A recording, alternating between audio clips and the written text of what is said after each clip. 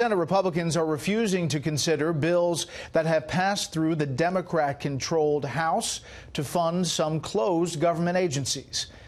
At least one Democrat seems to be seeing things the president's way, though. Chief Congressional Correspondent Mike Emanuel is on Capitol Hill tonight. Good evening, Mike. Brett, good evening. Senate Republicans were trying to craft a way out of this partial shutdown by pairing border security money with some immigration measures Democrats would support. But Fox has learned President Trump killed it. With negotiations apparently stuck, Democrats tried bringing forward individual funding bills, but the majority leader shut them down. The last thing we need to do right now is to trade pointless, absolutely pointless show votes back and forth across the aisle. That hit a nerve with Maryland Democrat Senator Ben Cardin. This is not a showboat issue with 800,000 federal workers being denied their paycheck. On the House side, despite a veto threat, Democrats made two more attempts at funding agencies not involved in border security, agriculture and transportation housing. But McConnell has said those would also be dead on arrival in the Senate.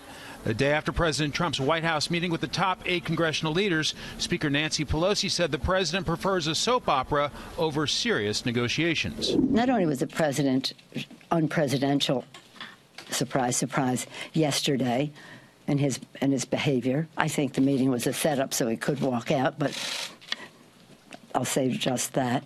But a Senate Republican blames the Speaker for the impasse. I don't think Speaker Pelosi wants a resolution to this.